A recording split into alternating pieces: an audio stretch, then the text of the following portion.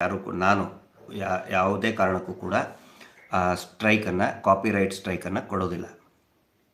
Okay, ವಿಷಯಕ್ಕೆ ಬರ್ತೀನಿ. ನಿನ್ನೆ ಬೆಳಗ್ಗೆಯಿಂದ ಇಡೀ ರಾತ್ರಿಯವರೆಗೆ ಮೇ ಬಿ ಈಗಲೂ ಕೂಡ ಬಹಳ ನಾನು ಕಂಡಂತಹ ಮಾಧ್ಯಮಗಳ ಅತಿ ದೊಡ್ಡ ಸುಳ್ಳು, ಮಹಾ ಸುಳ್ಳು, ಭಯಂಕರ ಸುಳ್ಳು ನಿನ್ನೆಯಿಂದ ಒಂದು ಕ್ಯಾಂಪೇನ್ ರನ್ ಮಾಡ್ತಾ ಇದ್ದಾರೆ. ಅದೇನು ಅಂತ ಹೇಳಿದರೆ, ನಿನ್ನೆ SIT ಒಂದು ಚಾರ್ಜ್ ಶೀಟ್ ಕೊಡ್ತು. ಅದು ಎದಕ್ಕೆ? ವಿಧಾನಸೌಧಕ್ಕೆ ಚಾರ್ಜ್ ಶೀಟ್ ಕೊಡ್ತಂತೆ. ಅದರಲ್ಲಿ 5 ಜನ, ನಾವು ನನ್ನನ್ನು ಸೇರಿ ಮಹೇಶ್ ಶೆಟ್ಟಿ ತಿಮ್ರೋಡಿಯವರು, ನಾನು, ವಿಠಲ್ ಗೌಡರು, ಜಯಂತ್ ಟಿ, ಸುಜಾತ ಭಟ್ಟು, ಅಕ್ಯೂಸ್ಡ್ 1, 2, 3, 4, 5 ಆರೋಪಿಗಳು ಶೀಘ್ರದಲ್ಲೇ ಬಂಧನ, ಆ್ಯಸ್ ಇಟ್ ಈಸ್ ಶೀಘ್ರದಲ್ಲೇ ಬಂಧನ ಅಂತ ಹೇಳ್ತಾ ಇದ್ದು ಒಂದು 6 ತಿಂಗಳಾಯ್ತು. ಅವರು ರನ್ ಮಾಡ್ತಾಯಿದ್ರು. ಇವರು ಅರೆಸ್ಟ್ ಆಗಿಬಿಡ್ತಾರೆ. ಆನಂತರ SIT ವರದಿ ಕೊಟ್ಟಿದೆ. ಎಲ್ಲಿ ವಿಧಾನಸೌಧಕ್ಕೆ ಬೆಳಗಾವಿ ಅಧಿವೇಶನದಲ್ಲಿ ವರದಿಯನ್ನು ಕೊಟ್ಬಿಟ್ಟಿದೆ. ಆನಂತರ ಕೋರ್ಟಿಗೆ ಚಾರ್ಜ್ ಶೀಟ್ ಕೊಟ್ಬಿಟ್ಟಿದೆ. ಬೆಳ್ತಂಗಡಿ ನ್ಯಾಯಾಲಯಕ್ಕೆ ಚಾರ್ಜ್ ಶೀಟ್ ಕೊಟ್ಬಿಡ್ತು. ಅದರಲ್ಲಿ ನಾವು ಆರೋಪಿಗಳು ಅನ್ನುವಂತಹ ಒಂದು ಭಯಂಕರ ಸುಳ್ಳುಗಳನ್ನು ಹೇಳ್ತಾಯಿದ್ರು. ನಾನು ಅದನ್ನು ನೋಡ್ತಾ ಸುಮ್ಮನೆ ಇದ್ದೆ.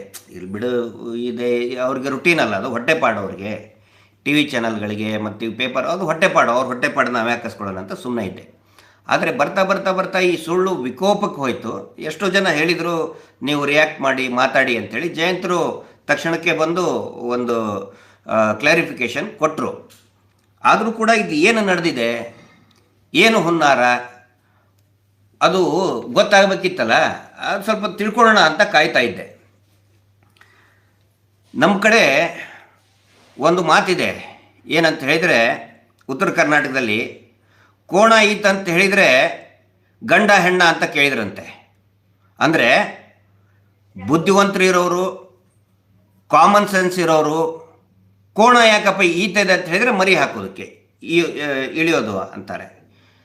ಕೋಣ ಹೇಗೆ ಮರಿ ಹಾಕ್ತದೆ ಅಂತ ಕಾಮನ್ ಸೆನ್ಸ್ ಇರೋರು, ಬುದ್ಧಿವಂತರು ಕೇಳ್ತಾರೆ. ಎತ್ತೀತು ಅಂತ ಹೇಳಿದರೆ ಎತ್ತಿ ಹೆಂಗೆ ಈತದೆ? ಹಸು ಇಳಿಬಹುದು, ಎಮ್ಮೆ ಇಳಿತದೆ, ಮರಿ ಹಾಕ್ತದೆ, ಎತ್ತಿ ಹೆಂಗೆ ಹಾಕ್ತದೆ ಅಂತ ಕಾಮನ್ ಸೆನ್ಸ್ ಇರೋರು ಕೇಳ್ತಾರೆ. ಆದರೆ ನಿನ್ನೆ ಏನಾಯಿತು ಅಂತ ಹೇಳಿದರೆ, ಬೆಳಗ್ಗೆ ಇದ್ರದ್ದು ಹುನ್ನಾರ ಸ್ಟಾರ್ಟ್ ಆಗಿದ್ದು ಹೇಗೆ ಅಂತ ನಿಮಗೆ ಸ್ವಲ್ಪ ಎಕ್ಸ್ಪ್ಲೇನ್ ಮಾಡ್ತೇನೆ ಪ್ರಾರಂಭದಲ್ಲಿ. ಇಂಡಿಯಾ ಟುಡೇ ಅನ್ನುವಂತಹ ಸಮೂಹ ಮಾಧ್ಯಮ, ಒಂದು ದೊಡ್ಡ ಮಾಧ್ಯಮ. ಅದು ಪತ್ರಿಕೆ, ವೆಬ್ ಪೇಜ್ ಕೂಡ ಇದೆ, ಮತ್ತು one of the biggest media company, media agency. ಅದು ವಾಯ್ಸ್ ಕ್ಲಿಯರ್ ಇದೆಯಲ್ಲ?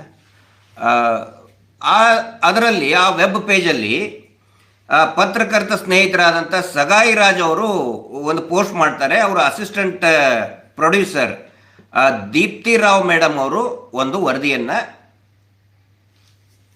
ಅವರು ಪೋಸ್ಟ್ ಮಾಡ್ತಾರೆ. ಅತ್ಯಂತ ಬಾಲಿಶವಾದಂತಹ ವರದಿ, ಯಾವುದೇ ಕ್ರಾಸ್ ವೆರಿಫಿಕೇಶನ್ ಮಾಡ್ಕೊಳ್ದೇನೆ SIT ಜೊತೆಗೆ, SIT ಕೊಟ್ಟಿದ್ದಾರೆ ಅಂದರೆ SIT ಅವ್ರ ಕಡೆ ಅಂದರೆ ಕ್ರಾಸ್ ವೆರಿಫೈ ಮಾಡಬೇಕಲ್ವಾ? SIT ಉನ್ನತ ಅಧಿಕಾರಿಗಳು ಹೇಳಬೇಕು, ಅಥವಾ ಡಿಸೈಡಿಂಗ್ ಅಧಿಕಾರಿಗಳು ಯಾರಿದ್ದಾರೆ, ಅಥವಾ ಮಿನಿಸ್ಟ್ರಿ ಆಫ್ ಹೋಮ್ ಅಫೇರ್ಸಿಂದ ಆಗಲಿ, ಅಥವಾ CM ಕಚೇರಿ, ಮುಖ್ಯಮಂತ್ರಿಗಳ ಕಾರ್ಯಾಲಯದಿಂದ, ಮುಖ್ಯಮಂತ್ರಿಗಳ ಕಾರ್ಯದರ್ಶಿಯಿಂದಾಗಲಿ ಕ್ರಾಸ್ ವೆರಿಫೈ ಮಾಡಬೇಕಲ್ಲ. ಅವ್ರು ಹೇಳಬೇಕು, ಹೌದು SIT ಅವರು ವರದಿ ಕೊಟ್ಟಿದ್ದಾರೆ, 5 ಜನರ ಮೇಲೆ ಆರೋಪ ಮಾಡಿದ್ದಾರೆ, 5, 6, 7, 10, 20, 100 ವಾಟ್ ಎವರ್. ಅವ್ರು ಹೇಳಬೇಕಲ್ಲ. ಯಾವುದೇ ಕ್ರಾಸ್ ವೆರಿಫೈ ಮಾಡ್ದೇ ಒಂದು ಬಾಲಿಶವಾದಂತಹ ಪೋಸ್ಟ್ ಮಾಡ್ತಾರೆ. ಆ ಪೋಸ್ಟ್ ಆಧಾರದ ಮೇಲೆ ಇಂಡಿಯಾ ಟುಡೇ ನ್ಯಾಷನಲ್ ಚಾನಲ್ನಲ್ಲಿಯೂ ಕೂಡ, TV ಚಾನಲ್ನಲ್ಲಿಯೂ ಕೂಡ ಒಂದು ವರದಿ ಪ್ರಸಾರ ಆಗೋದಕ್ಕೆ ಸ್ಟಾರ್ಟ್ ಆಗುತ್ತೆ. ಅದರಲ್ಲಿ ಹೇಳ್ತಾರೆ, SIT ಕ್ಲೀನ್ ಚಿಟ್ ಕೊಟ್ಬಿಡ್ತು ಧರ್ಮಸ್ಥಳ ಟೆಂಪಲ್ ಅಥಾರಿಟಿಗೆ. SIT given clean chit to the Dharmasthala Temple Authority. Conspiracy behind mass burial case and NABS 5 others. NABS ಅಂತ ಹೇಳಿದರೆ ಅರೆಸ್ಟ್ ಮಾಡ್ತಾರೆ ಅಂಥೇಳಿ. ನಾನು ಇಲ್ಲೇ ಇದ್ದೀನಿ, ಜೈಲಲ್ಲೇ ಕೂತಿಲ್ಲ. ನಾನು SIT ಕಸ್ಟಡಿ, ಪೊಲೀಸ್ ಕಸ್ಟಡಿಯಲ್ಲಿ ಕೂತ್ಕೊಂಡಿಲ್ಲ, ಕೋರ್ಟ್ ಹಾಲ್ ಒಳಗೆ ನಾನೇನು ಕೂತ್ಕೊಂಡಿಲ್ಲ. ಈಗ ಅವ್ರ ಪ್ರಕಾರ ನಾನು ಕೂಡ 1 of 5 ಅಮಂಗ್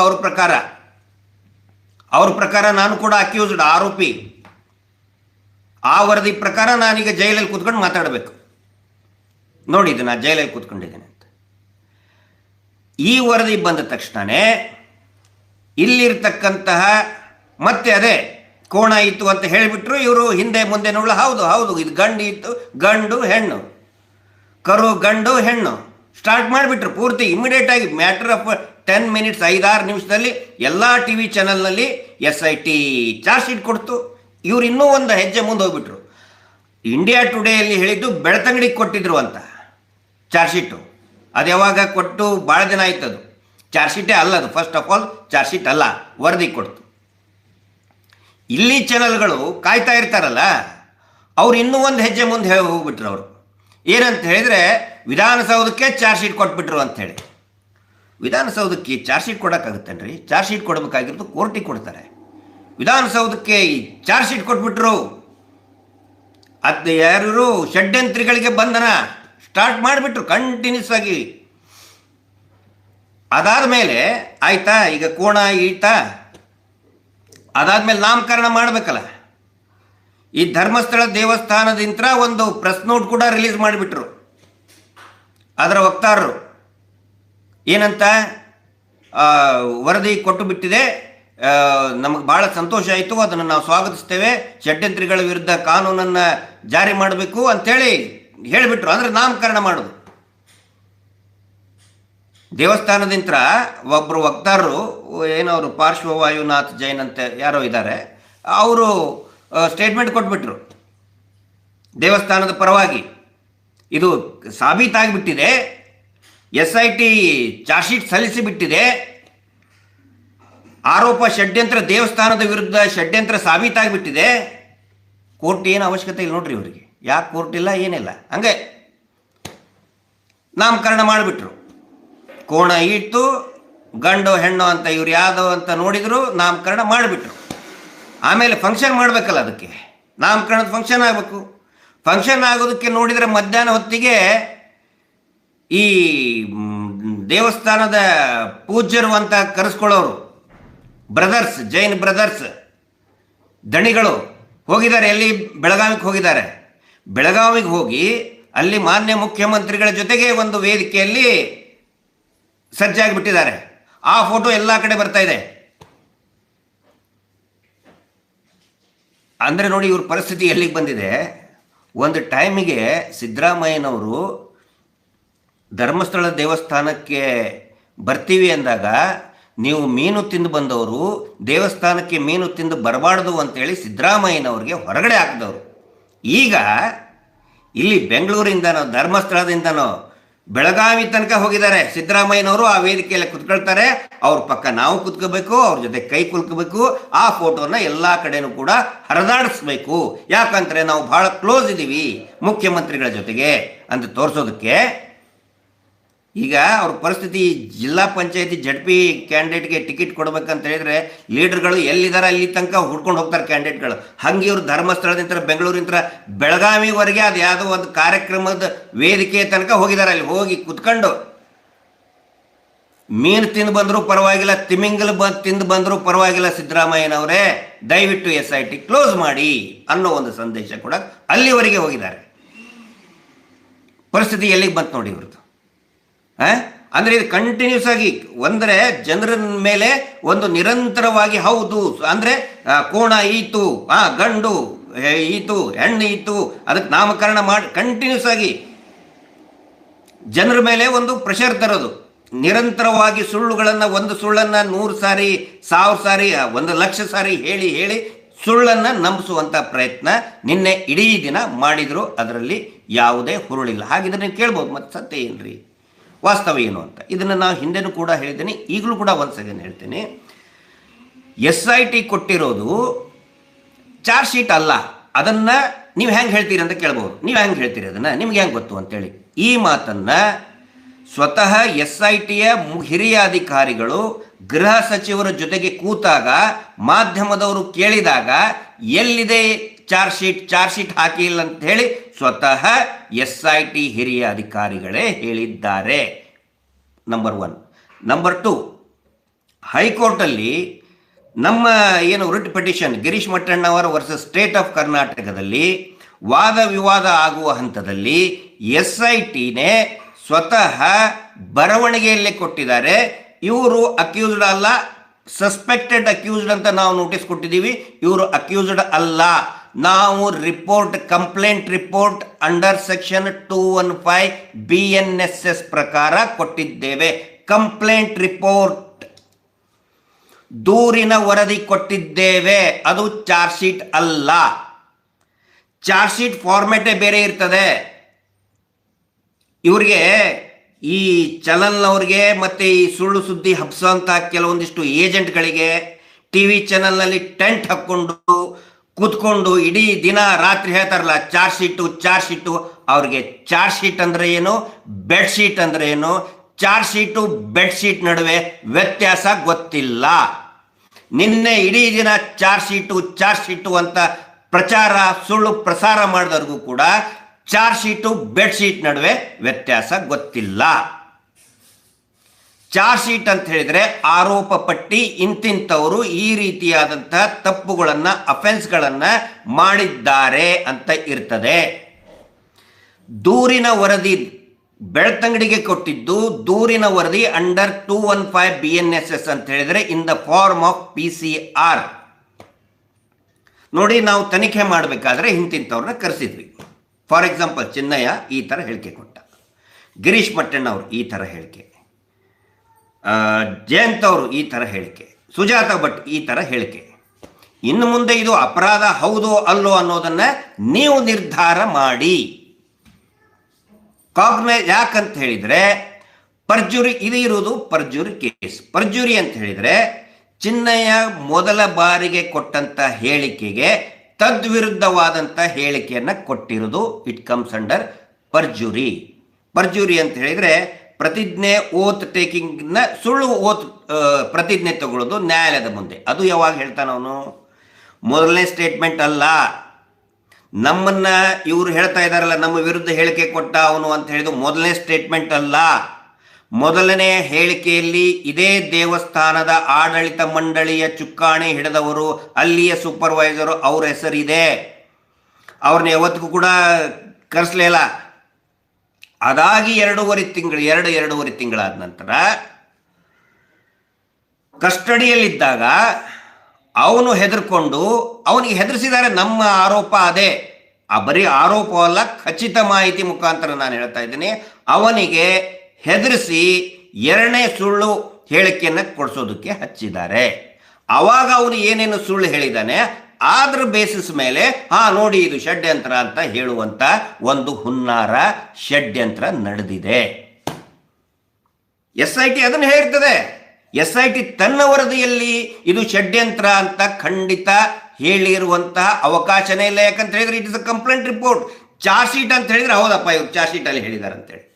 ಚಾರ್ಜ್ ಶೀಟ್ ಹಾಕುವಂತಹ ಅಧಿಕಾರ ಮತ್ತು ನಮ್ಮನ್ನ ಅಕ್ಯೂಸ್ಡ್ ಆರೋಪಿಗಳು ಅಂತ ಹೇಳುವಂತಹ ಅಧಿಕಾರ ಪೊಲೀಸರಿಗೆ ಖಂಡಿತ ಇಲ್ಲ. ಆ ಅಧಿಕಾರ ಇರುವುದು ಮಾನ್ಯ ನ್ಯಾಯಾಲಯಕ್ಕೆ ಮಾತ್ರ. ಇದೇನು ಗೊತ್ತಿಲ್ಲದೇನೆ ಚಾರ್ಜ್ ಶೀಟು SIT ಅವರು ಒಂದು 4 ಬೆಡ್ಶೀಟ್ ಒಯ್ದ್ರು ಕೂಡ, ಜೀಪಲ್ಲಿ ಹಾಕೊಂಡು ಹೋದ್ರು ಕೂಡ 4 ಬೆಡ್ಶೀಟ್ ಹಾಕೊಂಡು ಹೋದರೆ ಚಾರ್ಜ್ ಶೀಟ್ ಹಾಕಿದ್ರು ಅಂತ ಹೇಳ್ತಾರೆ. ಮೋಸ್ಟ್ಲಿ ನಿನ್ನೆ ಬಡ್ಡಿ ಪೂಜೆಗೆ ಹೋಗಿದ್ರಲ್ಲ, ಒಂದಿಷ್ಟು ಬೆಡ್ಶೀಟ್ ಒಯ್ದಿರಬೇಕು. R ಅಶೋಕ್ಗೆ, ವಿಜೇಂದ್ರಗೆ, ಅವ್ರಿಗೆಲ್ಲರಿಗೂ ಒಂದಿಷ್ಟು ಬೆಡ್ಶೀಟ್ ಒಯ್ದಿರ್ತಾರೆ. ಅದಕ್ಕೆ ಇವರು ಚಾರ್ಜ್ ಶೀಟು. ಯಾಕಂತ ಹೇಳಿದ್ರೆ ಬೆಡ್ಶೀಟು ಚಾರ್ಜ್ ಶೀಟ್ ನಡುವೆ ಇವರಿಗೆ ವ್ಯತ್ಯಾಸ ಗೊತ್ತಿಲ್ಲ. ಅಧ್ಯಯನ ಮಾಡ್ರಿ. ಅದ್ರ ಮೇಲೆ ಇನ್ನೂ ಒಂದು ಬೆಳವಣಿಗೆ ಭಯಂಕರವಾದಂಥದ್ದು ನೋಡಿ. ಬೆಳಗಾವಿದಲ್ಲಿ ಯಾಕೆ ಅಧಿವೇಶನ ಮಾಡ್ತಾ ಇದ್ದಾರೆ? ಉತ್ತರ ಕರ್ನಾಟಕದಲ್ಲಿ ಯಾಕೆ ವಿಧಾನಸಭೆಯ ಅಧಿವೇಶನವನ್ನು ಮಾಡ್ತಾ ಇದ್ದಾರೆ? ಯಾಕೆ ಆ ಕಾನ್ಸೆಪ್ಟ್ ಸ್ಟಾರ್ಟ್ ಆಯಿತು ಅಂತ ಹೇಳಿದರೆ, ಉತ್ತರ ಕರ್ನಾಟಕದ ಜನರ ಬವಣೆ, ಕಷ್ಟಗಳನ್ನು ಪ್ರತಿನಿಧಿಸುವುದಕ್ಕೆ ಮತ್ತು ಸರ್ಕಾರ ಉತ್ತರ ಕರ್ನಾಟಕಕ್ಕೆ ಹತ್ತಿರ ಇದೆ. ಬೆಂಗಳೂರು ದೂರಿನಲ್ಲಿ ಅಲ್ಲಿ ಇದ್ದರೆ ನಮ್ಮ ಕೇಳೋರು ಯಾರು? ಬಹಳ ದೊಡ್ಡ ಮಟ್ಟದ ಕೂಗು, ದೊಡ್ಡ ಮಟ್ಟದ ಹೋರಾಟ ನಡೀತು. ಅದರ ಸಲುವಾಗಿ ಬೆಳಗಾವಿನಲ್ಲಿ ಒಂದು ವಿಧಾನಸೌಧವನ್ನು ಮಾಡಿ ಅಲ್ಲಿ ಅಧಿವೇಶನ ಮಾಡಬೇಕು ಅಂತೇಳಿ ಉತ್ತರ ಕರ್ನಾಟಕದ ಜನರ ಬವಣೆಯನ್ನು ಕೇಳೋದಕ್ಕೆ, ಅದನ್ನು ಪ್ರತಿನಿಧಿಸೋದಕ್ಕೆ ಬೆಳಗಾವಿಯಲ್ಲಿ ಅಧಿವೇಶನ ಪ್ರಾರಂಭ ಆದರೆ ಈ ನಕಲಿ ದೇವಮಾನವನ ಕೊಲೆಗಡಕತನವನ್ನು ಮುಚ್ಚಿ ಹಾಕೋದಕ್ಕೆ ಪತ್ರಕರ್ತರು ಎಲ್ಲರೂ ರೌಂಡ್ ಹೊಡಿತಾ ಇದ್ದಾರೆ ನಿನ್ನೆ ಬೆಳಗಾವಿ ವಿಧಾನಸೌಧದಲ್ಲಿ. ಆರ್ ಅಶೋಕ್ ಅವರು 3 ಅಕ್ಷರ ಗೊತ್ತಿಲ್ಲದ ಆರ್ ಅಶೋಕ್, ವಿಜೇಂದ್ರ, ಪಪ್ಪು ಕಾರಿಡಾರ್ ಅಲ್ಲಿ ಅವ್ರದ್ದು ಇಂಟರ್ವ್ಯೂ ಮಾಡ್ತಾ ಇದ್ದಾರೆ. ಕಾರಿಡಾರ್ ಅಲ್ಲಿ, ಒಳಗಡೆ ಅಲ್ಲ. ಒಳಗಡೆ ಅವ್ರು ಹೇಳಿಲ್ಲ, ಯಾಕಂದ್ರೆ ಒಳಗಡೆ ಹೇಳಬೇಕು ಅಂತ ಹೇಳಿದ್ರೆ ನಾವು ವೇಟ್ ಮಾಡ್ತಾ ಇದ್ವಿ. ಏನಾದರೂ ಗೃಹ ಸಚಿವರು ವರದಿ ಏನಾದರೂ ಕೊಟ್ಬಿಟ್ಟಿದ್ದಾರಾ? ನ್ಯೂಸ್ 18ನಲ್ಲಿ ಬಂತು ಪ್ರಾಥಮಿಕ ವರದಿ, ಬಹುಶಃ ನಿಜ ಅಂತ ತಿಳ್ಕೊಂಡಿದ್ದೆ. ಸಾಯಂಕಾಲ ಆದಮೇಲೆ ಗೊತ್ತಾಯಿತು ವರದಿಯನ್ನು ಕೂಡ ಕೊಟ್ಟಿಲ್ಲ. ಚಾರ್ಜ್ ಶೀಟ್ ಬಿಡಿ, ದೂರ ಹೋಯ್ತು. ಚಾರ್ಜ್ ಶೀಟ್ ಕೊಡೋಕ್ಕೆ ಆಗದಲ್ಲ ವಿಧಾನಸೌಧದಲ್ಲಿ. ವರದಿಯನ್ನು ಕೂಡ ಕೊಟ್ಟಿಲ್ಲ. ಇದು ಸತ್ಯ, ಇದು ವಾಸ್ತವ. ಯಾಕಂತ ಹೇಳಿದ್ರೆ BLR ಪೋಸ್ಟ್ನಲ್ಲಿ ಕೂಡ ಬಂದಿದೆ, ಬೇರೆ ಬೇರೆಯವರು ಕೂಡ ಕ್ರಾಸ್ ವೆರಿಫೈ ಮಾಡಿದ್ದಾರೆ. ಏನು ಅಂತ ಹೇಳಿದ್ರೆ SITಯ ಹಿರಿಯ ಅಧಿಕಾರಿಗಳು, SITಯ ಮೂಲನೇ ಹೇಳಿದೆ, ಯಾವುದೇ ವರದಿಯನ್ನು ಕೊಟ್ಟಿಲ್ಲ ಮತ್ತು ಧರ್ಮಸ್ಥಳಕ್ಕೆ ಕ್ಲೀನ್ ಚಿಟ್ ಕೊಟ್ಟಿಲ್ಲ. ಹೇಳಿದ್ರಲ್ಲ ದೇವಸ್ಥಾನದವರು, ನಮಗೆ ಪಡಿಸಿಕೊಂಡಿರುತ್ತೇವೆ. ಎಲ್ಲಿದ್ದಾರೆ ವರದಿ? ಎಲ್ಲಿ, ಯಾರು, ಏನು ಕ್ಲೀನ್ ಚಿಟ್ ಕೊಟ್ಟರು? SIT ಈಗ ತನಿಖೆ ಮಾಡ್ತಾ ಇರೋದು ಸಸ್ಪೆಕ್ಟೆಡ್, ಸಂಶಯಾಸ್ಪದ, 106 ಸಂಶಯಾಸ್ಪದ ಸಾವುಗಳು, ಅದರ ದಾಖಲೆಯನ್ನು ಇಟ್ಕೊಂಡು ಇನ್ವೆಸ್ಟಿಗೇಷನ್ ಮಾಡ್ತಾ ಇದ್ದಾರೆ. ಬಂಗ್ಲೆಗುಡ್ಡೆಯಲ್ಲಿ ಸಿಕ್ಕಂತ 10 ಅಸ್ಥಿ ಪಂಜರ ಅವಶೇಷಗಳು, ಅದರ ಮೇಲೆ ಯಾಕೆ ಸತ್ರು, ಯಾರು ಕೊಂದ್ರು, ಅದರ ಮೇಲೆ ತನಿಖೆ ಮಾಡ್ತಾ ಇದ್ದಾರೆ. ಮಿಸ್ಸಿಂಗ್ ಕಂಪ್ಲೇಂಟ್ ಬಗ್ಗೆ ಅಲ್ಲಿ ಧರ್ಮಸ್ಥಳಕ್ಕೆ ಬಂದು ಮಿಸ್ಸಿಂಗ್ ಆದಂತಹ, ಕಾಣೆಯಾದಂತಹ ಹೆಣ್ಣು ಮಕ್ಕಳು, ಪುರುಷರ ಬಗ್ಗೆ ತನಿಖೆಯನ್ನ ಮಾಡ್ತಾ ಇದ್ದಾರೆ. ಅದನ್ನು ಮುಚ್ಚಿ ಹಾಕೋದಕ್ಕೆ, ಅದನ್ನು ನಿಲ್ಲಿಸೋದಕ್ಕೆ ಈ ಒಂದು ನ್ಯಾರೇಷನ್ ಬಿಲ್ಡಪ್ ಸ್ಟಾರ್ಟ್ ಮಾಡಿದರು. ಇದೆಲ್ಲ ಯಾಕಾಗುತ್ತೆ ಅಂತ, ಹೆಂಗಾಗುತ್ತೆ ಅಂತ ಹೇಳಿದ್ರೆ ನೋಡಿ, ಇವತ್ತು ಮಾಧ್ಯಮದವರು ಇಂಡಿಪೆಂಡೆಂಟ್ ಆಗಿ ವರದಿ ಮಾಡಿ, ಇಟ್ಸ್ ಆಲ್ ನ್ಯಾರೇಷನ್ ಕಾಂಟ್ರಾಕ್ಟ್ ಕೊಟ್ಟಿರ್ತಾರೆ ಒಂದು ಕಂಪನಿಗೆ. ಅನೇಕ ಇದ್ರ ಸಲುವಾಗಿನೇ ಅನೇಕ ಕಂಪನಿಗಳು ಹುಟ್ಕೊಂಡಿದೆ. ಮೀಡಿಯಾ ಯಾವ ಥರ ಮ್ಯಾನೇಜ್ ಮಾಡಬೇಕು, ಮೀಡಿಯಾಗೆ ಯಾವ ಥರ ನ್ಯಾರೇಷನ್ ಕೊಡಬೇಕು, ಯಾವ ರೀತಿ ಸುಳ್ಳು ನ್ಯಾರೇಷನ್ಗಳನ್ನು ಅಂದರೆ ವ್ಯಾಖ್ಯಾನಗಳನ್ನು ಅದನ್ನು ರನ್ ಮಾಡಬೇಕು, ಯಾವ ರೀತಿ ಜನರ ದಾರಿಯನ್ನು ತಪ್ಪಿಸಬೇಕು ಅನ್ನೋದಕ್ಕಿನೇ ಮೀಡಿಯಾ ಕಂಪನಿಗಳಿದ್ದಾವೆ. ಅವರಿಗೆ ಅನೇಕ ಮೀಡಿಯಾ ಏಜೆನ್ಸಿಗಳು, TV ಚಾನಲ್ಗಳು ಗೊತ್ತಿರ್ತದೆ, ಅವ್ರದ್ದೇ ಆದಂಥ ಒಂದು ನೆಟ್ವರ್ಕ್ ಇರ್ತದೆ. ಅವ್ರೇನು ಮಾಡಿಬಿಟ್ರು, ಈ ಒಂದು ಫಾಲ್ಸ್ ನ್ಯಾರೇಷನ್ ಸ್ಟಾರ್ಟ್ ಮಾಡಿಬಿಟ್ರು. ಅದನ್ನು ಎಲ್ಲರೂ ಹಾಕಿ ಕೋಣ ಆಯಿತು, ಹೌದು ಆಯ್ತಾ, ಹೌದು, ಯಾವ್ದು ಗಂಡ ಹೆಣ್ಣ ಸ್ಟಾರ್ಟ್. ಇದೆಲ್ಲ ಯಾಕೆ ಮಾಡ್ತಾ ಇದ್ದಾರೆ ಅಂತ ಹೇಳಿದರೆ, ಡಿಸೆಂಬರ್ 16ನೇ ತಾರೀಕಿಗೆ ಕೊಂದವರು ಯಾರು ಅನ್ನುವಂತಹ ಅತಿ ದೊಡ್ಡ ಮಹಿಳಾ ಸಮಾವೇಶ ಬೆಳ್ತಂಗಡಿಯಲ್ಲಿದೆ. ಅತ್ಯದ್ಭುತವಾದಂಥ ಪ್ರತಿಕ್ರಿಯೆ ಬರ್ತಾ ಇದೆ, ಅತ್ಯದ್ಭುತವಾದಂಥ ಒಂದು ರೆಸ್ಪಾನ್ಸ್ ಹೆಣ್ಣು ಮಕ್ಕಳಿಂದ ಬರ್ತಾ ಇದೆ. ಅದು ನಡಿಬಾರ್ದು, ಅದು ಕುಗ್ಗಬೇಕು, ಮಾನಸಿಕವಾಗಿ ಅವ್ರು ಕುಗ್ಗಿ ಹೋಗಬೇಕು, ಸೌಜನ್ಯ ಹೋರಾಟಗಾರರು ಕುಗ್ಗಿ ಹೋಗಬೇಕು ಅಂಥೇಳಿ ಈ ಒಂದು ಕಾಂಟ್ರಾಕ್ಟ್, ಮೀಡಿಯಾ ಕಾಂಟ್ರಾಕ್ಟ್ ಇಟ್ಕೊಂಡು ಈ ಒಂದು ಷಡ್ಯಂತ್ರವನ್ನು ವ್ಯವಸ್ಥಿತವಾಗಿ ಮಾಡ್ತಾ ಇದ್ದಾರೆ. SIT ಅವರು ಬಹಳ ಪರ್ಫೆಕ್ಟಾಗಿ ಹೇಳ್ತಾ ಇದ್ದಾರೆ. ಆನಂದ್ ನೋಡಿ, ಒಂದು ವೇಳೆ ವರದಿ ಕೊಟ್ಟಿದ್ದೇ ಆದರೆ ಯಾರು ಹೇಳಬೇಕು, ಅದನ್ನು ದೃಢೀಕರಣ ಪಡಿಸ್ಬೇಕಾಗಿದ್ದು ಯಾರು? ಹೋಮ್ ಮಿನಿಸ್ಟರ್ ಅಥವಾ ಹೋಮ್ ಸೆಕ್ರೆಟರಿ. ಸಿದ್ದರಾಮಯ್ಯನವ್ರಿಗೆ ಒಂದು ಮಾತು ಕೇಳಿದರು ಪತ್ರಕರ್ತರೆಲ್ಲರೂ ಕೂಡ, ಚಾರ್ಜ್ ಶೀಟ್ ಕೊಟ್ಟಿದ್ದಾರೆ ಅಂತಲ್ಲ ಅಂದ್ಕೊಳ್ಳಿ. ನಾನು ಚಾರ್ಜ್ ಶೀಟ್ ನೋಡೇ ಇಲ್ಲ ಅಂತ ಹೇಳಿದರು. Perfectly correct statement. ಯಾಕಂತ ಹೇಳಿದರೆ ಚಾರ್ಜ್ ಶೀಟ್ ಕೊಟ್ಟೇ ಇಲ್ಲ. ಸಿದ್ದರಾಮಯ್ಯನವರು ಈ 3 ಅಕ್ಷರ ಬಾರದ ಆರ್ ಅಶೋಕ್ ನಂಗೆ ಗುಗ್ಗು ಅಲ್ಲ, ಈ ವಿಜೇಂದ್ರ ನಂಗೆ ಗುಗ್ಗು ಅಲ್ಲ. ಚಾರ್ಜ್ ಶೀಟ್ ಕೊಟ್ಟಿಟ್ಕೊಳ್ಳಿ, ಹೌದು ನಾವು ಆಮೇಲೆ ಆರ್ ಅಶೋಕ್ ಅವರು ಸ್ವಾಗತನೂ ಮಾಡಿಬಿಟ್ರು, ನಾವು ಅದನ್ನು ಸ್ವಾಗತಿಸುತ್ತೇವೆ ಅಂತೇಳಿ. ಫಸ್ಟ್ ಆಫ್ ಆಲ್ ಚಾರ್ಜ್ ಶೀಟೇ ಕೊಟ್ಟಿಲ್ಲ, ಇವರು ಸ್ವಾಗತ ಮಾಡಿಬಿಟ್ರು ಅದೇ ಕಾರಿಡಾರಲ್ಲಿ ನಿಂತ್ಕೊಂಡು. ಮುಖ್ಯಮಂತ್ರಿಗಳ ಕಾರ್ಯದರ್ಶಿಗಳು ಅದನ್ನು ಏನೋ ದೃಢೀಕರಣ ಪಡಿಸ್ಬೇಕು ಅಥವಾ ಮುಖ್ಯಮಂತ್ರಿಗಳು ಹೇಳಬೇಕು. ಮುಖ್ಯಮಂತ್ರಿಗಳು ಏನು ಹೇಳಿದರು? ಇಲ್ಲ, ನಾ ಚಾರ್ಜ್ ಶೀಟೇ ನೋಡಿಲ್ಲ ಅಂತ ಹೇಳಿದರು. ವರದಿ ಏನಾದರೂ ಕೊಟ್ಟಿದ್ರೆ ಗೃಹ ಸಚಿವರು ಸದನದಲ್ಲಿ ಓದಿ ಹೇಳಿ, ಅದನ್ನು ನಾವು ನೋಡ್ತೀವಲ್ಲ, ಕೇಳ್ತೀವಿ. ವರದಿ ಕೊಡಲೇಬಾರದು ಅಂತೇನಿಲ್ಲ, ಕೊಡಲೇಬೇಕು ಅಂತಲೂ ಕೂಡ ಏನಿಲ್ಲ. ಆದರೆ SITಯ ಬಲ್ಲ ಮೂಲಗಳು ದೃಢೀಕರಣ ಪಡಿಸಿದೆ, ನಾವು ಯಾವುದೇ ವರದಿಯನ್ನು ನಿನ್ನೆ ಕೊಟ್ಟಿಲ್ಲ. ನ್ಯಾಯಾಲಯಕ್ಕೆ ಬೆಳ್ತಂಗಡಿಯಲ್ಲಿ ಕೊಟ್ಟಿದ್ದು ನಾವು ಕಂಪ್ಲೇಂಟ್ ರಿಪೋರ್ಟ್ ಕೊಟ್ಟಿದ್ದೇವೆ. It's a complaint report. ಮತ್ತು ನಾವು ಚಿನ್ನಯ್ಯನನ್ನ ಹೊರತುಪಡಿಸಿ ಯಾರನ್ನು ಆರೋಪಿಗಳನ್ನಾಗಿ ಮಾಡಿಲ್ಲ. SITಯ ಸ್ಟೇಟ್ಮೆಂಟ್, ಅಧಿಕೃತವಾದ ಸ್ಟೇಟ್ಮೆಂಟ್ ಕೂಡ ಹೈಕೋರ್ಟ್ನಲ್ಲಿ ಕೊಟ್ಟಿದ್ದಾರೆ. ಆ ಒಂದು ಕಾನ್ಫಿಡೆನ್ಸ್ನಲ್ಲಿ ನಾನು ಹೇಳ್ತಾ ಇದ್ದೀನಿ. ಅದಕ್ಕೆ ಏನು ಹೇಳ್ತಾ ಇವರು ಮಾತಾಡ್ತಾರಲ್ಲ, ಅವ್ರಿಗೊಂದು ನಾವು ಹೋಮ್ವರ್ಕ್ ಕೊಡ್ತಾ ಇದ್ದೀನಿ ಮೀಡಿಯಾದವ್ರಿಗೆ. ಇಂಡಿಯಾ ಟುಡೇದವ್ರ ಗಮನಕ್ಕೂ ತರ್ತೇನೆ. ಯಾಕಂದರೆ ಇಂಡಿಯಾ ಟುಡೇ ತುಂಬ ಮೋಸ್ಟ್ ರೆಸ್ಪೆಕ್ಟೇಬಲ್ ಚಾನಲ್. ಅದ್ರ ಮೇಲೆ ಇರತಕ್ಕಂಥ ಅಂದ್ರೆ ಬಹಳ ಗೌರವ ಇರುವಂಥ ಅದರ ಮೇಲೆ ಇರುವಂತಹ ಒಂದು ಗೌರವವನ್ನು ಇಟ್ಕೊಂಡು ನಾನು ಅವ್ರಿಗೆ ಹೇಳ್ತಾ ಇದ್ದೀನಿ, ದಯವಿಟ್ಟು ಈ ಫೇಕ್ಗಳನ್ನು ನಂಬಬೇಡಿ, ಫೇಕ್ ನ್ಯಾರೇಷನ್ಗಳನ್ನು. ನೀವು ಅಂದ್ಕೊಂಡಿರ್ಬೋದು SIT ಅವರೇ ಸೋರ್ಸ್ ಕೊಟ್ಟರು ಅಂಥೇಳಿ. ಇವ್ರು ಏನು ಮಾಡ್ತಾರೆ ಗೊತ್ತಾ, ಈ ಒಂದು ಹೇಳ್ದನ್ನು ಕೇಳಿ, ಇವ್ರದ್ದು ಈ ನಕಲಿ ದೇವಮಾನವ. ಯಾಕಂದರೆ ಈ ಕುಟುಂಬ ಇದೆಯಲ್ಲ, ಇಡೀ ಭೂಮಿ ಮೇಲೆ ಇರತಕ್ಕಂಥ ಅತಿ ದೊಡ್ಡ ಫ್ರಾಡ್ ಕುಟುಂಬ. It is the most ಕನ್ನಿಂಗ್ fraud family on this earth. ಯಾಕೆ ಅಂತ ಹೇಳಿದರೆ, ಇವರೇನು ಬಡ್ಡಿ ದಂಧೆ ನಡೆಸ್ತಾರಲ್ಲ, ಮೀಟರ್ ಬಡ್ಡಿ ದಂಧೆ, ಪ್ರತಿ ವಾರ ಮನೆ ಮನೆಗೆ ಹೋಗಿ ಕಿರುಕುಳ ಕೊಟ್ಟು ಸ್ತ್ರೀ ಶಕ್ತಿ ಗುಂಪಿನ ಹೆಸರಿನಲ್ಲಿ 6 ಲಕ್ಷ ಫೇಕ್ ಅಕೌಂಟ್ಗಳನ್ನು, ಬ್ಯಾಂಕ್ ಅಕೌಂಟ್ಗಳನ್ನು ಇವರು ರನ್ ಮಾಡ್ತಾ ಇದ್ದಾರಲ್ಲ, ಕಪ್ಪು ಹಣವನ್ನು, ಬ್ಲ್ಯಾಕ್ ಮನಿ ಸರ್ಕ್ಯುಲೇಟ್ ಮಾಡ್ತಾ ಇದ್ದಾರಲ್ಲ, ಅದನ್ನು ಮಾಡಬೇಕಾದ್ರೆ ಇವ್ರು ಏನು ಮಾಡ್ತಾರೆ ಅಂತ ಹೇಳಿದರೆ, ಯಾರು ಕಟ್ಟಲ್ಲ, ಕಿರುಕುಳ ಆಯಿತು ನಮ್ಗೆ ಕಟ್ಟಕ್ಕಾಗಲ್ಲ ರೀ ಅಂತ ಹೇಳಿದ್ರೆ ಇವ್ರು ಏನು ಮಾಡ್ತಾರೆ, ಅವ್ರ ಫೋನಿಗೆ ಕಾಲ್ ಬರ್ತದೆ. ಯಾಕಮ್ಮ ಕಟ್ತಾ ಇಲ್ಲ? ಸರ್ ನೀವು ಯಾರು ರೀ ಅಂದ್ಕೊಳ್ಳೆ, ನಾನು ಇನ್ಸ್ಪೆಕ್ಟರ್ ಮಾತಾಡ್ತಾ ಇದ್ದೀನಿ, ನಾನು SP ಮಾತಾಡ್ತಾ ಇದ್ದೀನಿ ಅಂತ ಹೇಳಿ ಹೆದರಿಸಿ ಕಟ್ಟಿಸ್ತಾರೆ. ಆದರೆ ಆ ಕಡೆ ಅಂತ ಫೋನ್ ಮಾಡ್ತಾ ಇರೋರು ಸರ್ಕಲ್ ಇನ್ಸ್ಪೆಕ್ಟ್ರು ಅಲ್ಲ, SP ಅಲ್ಲ. ಇವರೇ ಹಾಗೆ ಸುಳ್ಳು ಕರೆಗಳನ್ನು ಮಾಡುವಂಥ ಒಂದು ವ್ಯವಸ್ಥೆಯನ್ನು ಮಾಡಿಕೊಂಡಿದ್ದಾರೆ ಸನ್ಮಾನ್ಯ ಬಡ್ಡಿ ಪೂಜ್ಯರು. ಬಡ್ಡಿ ದಂಧೆ, ಬಡ್ಡಿ ಕಟ್ಟದೇ ಇರುವಂಥ ಅಮಾಯಕರಿಗೆ ನಾನು SP ಅಂತ ಫೋನ್ ಮಾಡುವಂಥವ್ರು ಈಗ ಇಂಡಿಯಾ ಟುಡೇ ಚಾನಲ್ಗೆ, ಈ TV ಚಾನಲ್ಗಳಿಗೆ ನಾವು SIT ಅವರು ನಾವು ಆರೋಪಿ ಮಾಡಿಬಿಟ್ಟೆವು, ನಾವು ಕ್ಲೀನ್ ಚಿಟ್ ಕೊಟ್ಟು ಬಿಟ್ಟೆವು ಅಂಥೇಳಿ ಯಾಕೆ ಹೇಳ್ಸೋಕ್ಕಾಗಲ್ಲ? ಇವರಿಗೆ ಹೇಳಿಸ್ತಾರೆ. ದಯವಿಟ್ಟು ಇಂತಹ ವಂಚಕರನ್ನು ನಂಬಿ, ಸುಳ್ಳು ನ್ಯಾರೇಷನ್ಗಳನ್ನು ನಂಬಿ ಈ ದೇಶ ಕಂಡಂತಹ ಅತಿ ದೊಡ್ಡ ಹತ್ಯಾಕಾಂಡವನ್ನು, ಕೊಲೆಗಳನ್ನು, ಸರಣಿ ಅತ್ಯಾಚಾರದ ಪ್ರಕರಣಗಳನ್ನು ಹತ್ತಿಕ್ಕೋದಕ್ಕೆ, ಮರೆಮಾಚುಕ್ಕೆ, ಜನರ ದಿಕ್ಕನ್ನು ಬದಲಾಯಿಸೋಕ್ಕೆ ಹೋಗಬೇಡಿ. ಅದು ಅತ್ಯಂತ ಮಹಾ ಅಪರಾಧ, ಮಹಾಪಾಪ. ಅದು ಫುಲ್ ಕಾನ್ಫಿಡೆನ್ಸ್ ಇಂದ ನಾನು ಹೇಳ್ತಾ ಇದ್ದೀನಿ.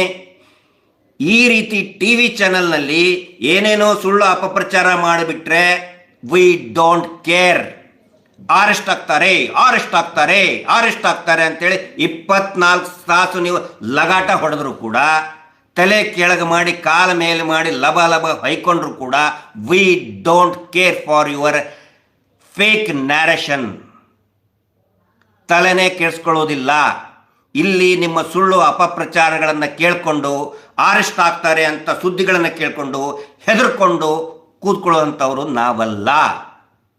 16ನೇ ತಾರೀಕು ನಿರ್ಭಯ ಪ್ರಕರಣ ಕಂಡಂಥ ಅತ್ಯಂತ ಭೀಕರವಾದಂತಹ ಅತ್ಯಾಚಾರ ಕೊಲೆ ಪ್ರಕರಣ ಅವತ್ತು ಡಿಸೆಂಬರ್ 16ನೇ ತಾರೀಕಿಗೆ ಆಗಿತ್ತು. ಭೀಕರ ಅತ್ಯಾಚಾರ ದೆಹಲಿಯಲ್ಲಿ ಆಗಿತ್ತು.